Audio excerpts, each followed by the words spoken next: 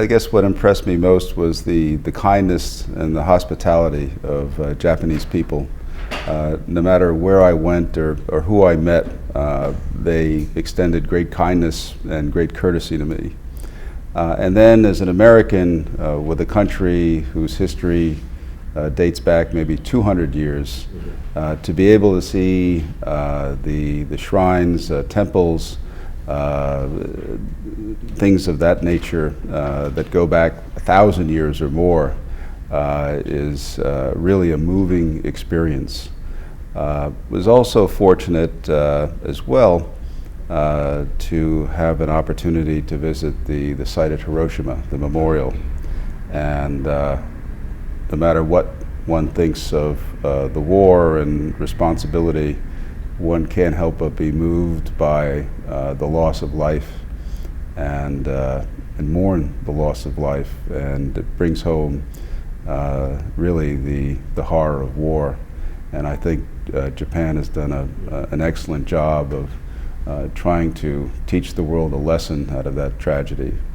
And then on a much happier note, was able to go to a baseball game, being a baseball fan.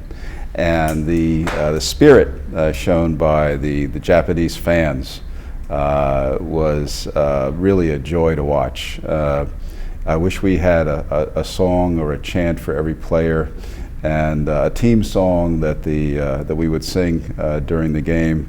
It was a great pleasure not only to watch expert baseball players, but also fans who so much enjoyed the game and contributed to the support of their team. Well, as an old Army officer, I don't know, it was trumpets or bugles, but certainly brought back fond memories of my time in the Army, even though it was for a baseball team.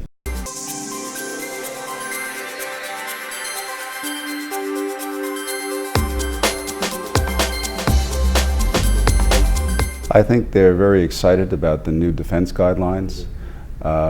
Given the common values that our two countries share, and these enduring values that they last over time, the opportunity to secure these values by better cooperation, I think, is something that everyone I spoke to here is supportive of and anxious to make progress. So in terms of planning, in terms of better coordination, in terms of mutual support, so where we can support Japan's self-defense forces, and of course where they can help support the American military, I think is something that will work not only to the benefit of both nations, but in the service of peace and stability throughout the region.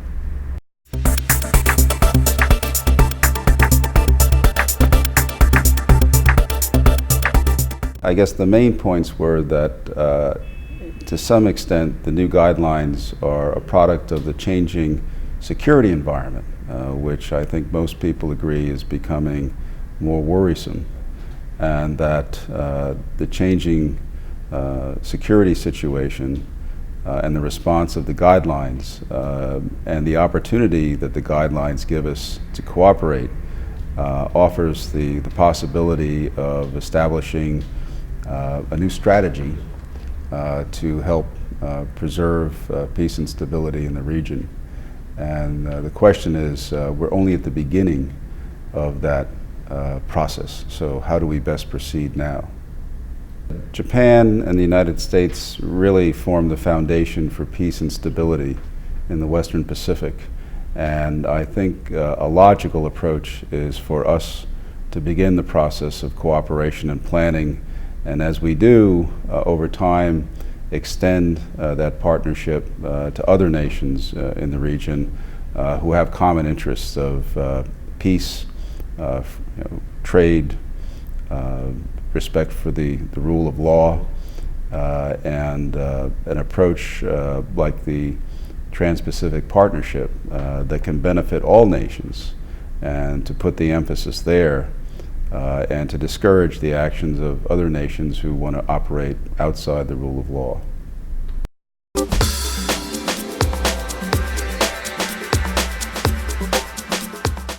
certainly if Japan creates that option, if Japan has a choice, then it can make choices based on individual circumstances and cases. If Japan lacks that commitment or lacks that capability, then it loses the opportunity to have a choice. My thought, though, is that it would be best to begin with strengthening defense at home and strengthening defense along the first island chain.